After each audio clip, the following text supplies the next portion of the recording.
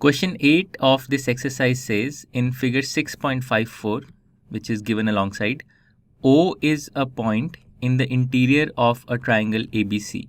So O is this point inside triangle ABC. OD is perpendicular to BC. So as indicated by this thing here, OE is perpendicular to AC. So OE is perpendicular to AC and OF is perpendicular to AB. So from the point O, perpendiculars are dropped to all the three sides of the triangle. We have to show these two parts. In part 1, we have to show OA square plus OB square plus OC square. So these segments are not drawn right now, OA, OB and OC. So we'll draw them.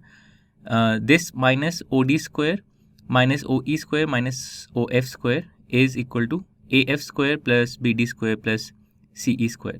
So let's solve this first part. So from O, so let's join O to all the three vertices of the triangle. So we join O to A, O to B and O to C.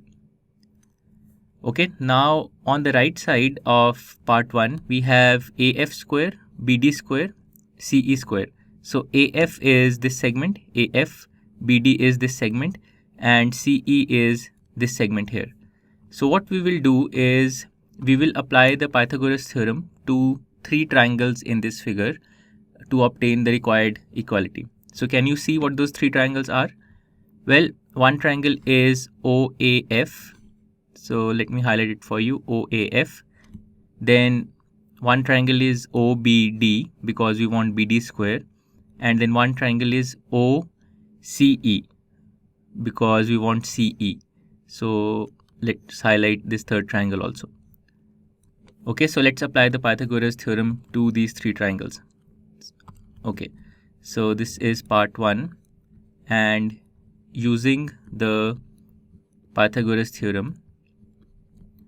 So first in triangle OAF, let's apply the Pythagoras theorem in triangle OAF to get AF square. So in this triangle, we will have the hypotenuse is OA. So OA square minus OF square will be equal to AF square. Correct? So make sure that you understand how I've written this relation. Then in the second triangle OBD, again we apply the Pythagoras theorem. So we will get OB square, the hypotenuse OB, which is this side, minus OD square is equal to BD square. So this is from triangle OBD. And then finally we apply the Pythagoras theorem to triangle OCE. So in triangle OCE, we will get OC square, the hypotenuse is OC, minus the perpendicular square OE square. This will give me CE square. Okay, so these are three equalities that we have obtained. Now to get to this equality that we have to prove, what should we do now? Can you see what we can do with these three equalities? Well, we just have to add them. So let's call them 1, 2 and 3.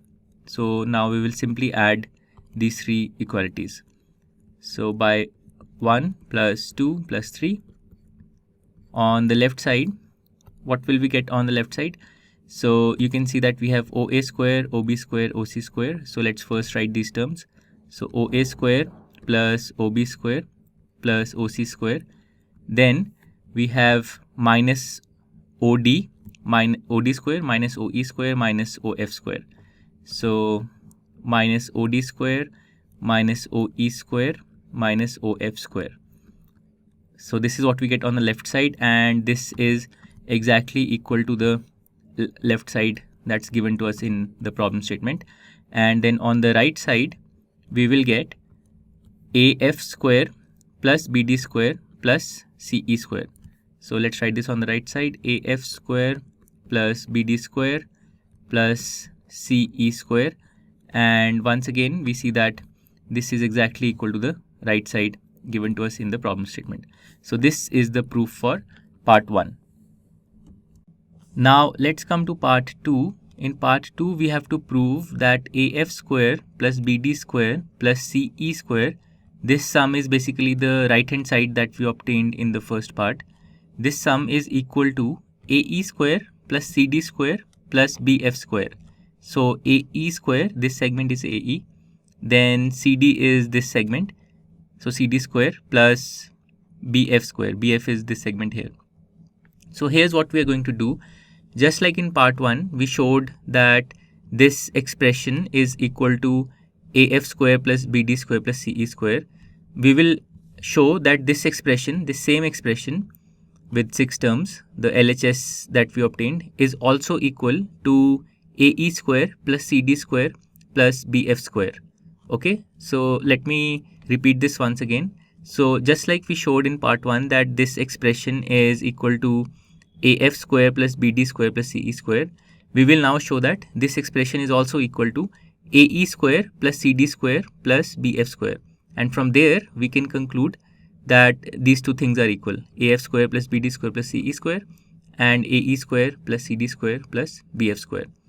Okay, so to do this, we are now going to consider the triangles, the 3 different triangles from the triangles we considered in part 1. So in part 2, we are going to consider the triangle OAE.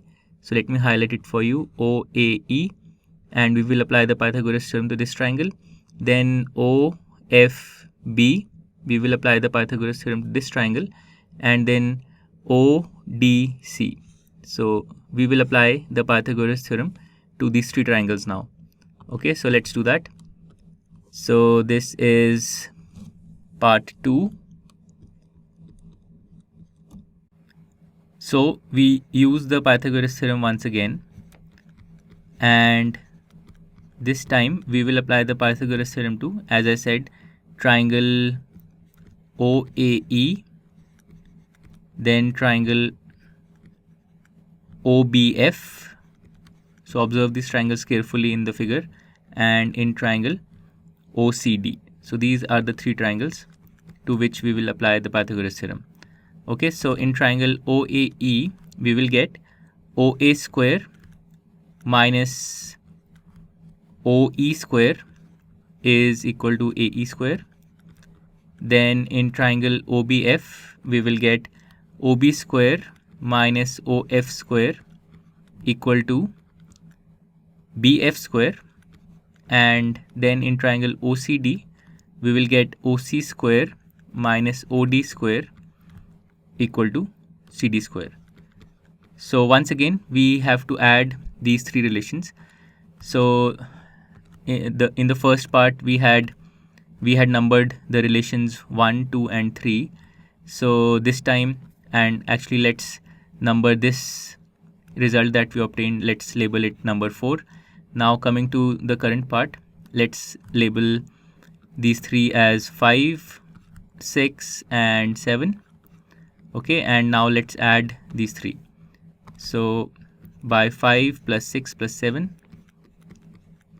what will we get? So on the left side, we will get OA square plus OB square plus OC square minus OD square minus OE square minus OF square. So we obtain the exact same LHS once again. Okay, so let's write this: OA square plus OB square plus OC square minus OD square minus OE square minus OF square. So this is what we get on the left side, and then on the right side we get AE square plus CD square plus BF square. So on the right side we get AE square plus CD square plus BF square. Okay, so this result, let's call it equality 8. So if we go back to part 1, in part 1 we obtained the result that this expression is equal to AF square plus BD square plus CE square, and then in part 2 we have obtained the result that the same expression is equal to AE square plus CD square plus BF square.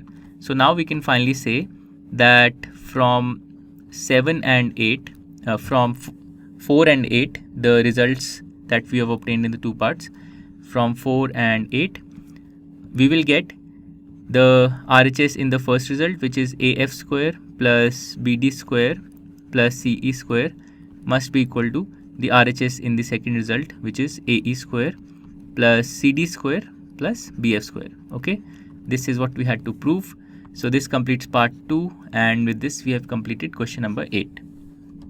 To learn more about how QMath can help you crack school and board exams, explore QMath Leap, a live online classroom program run by highly experienced and committed teachers.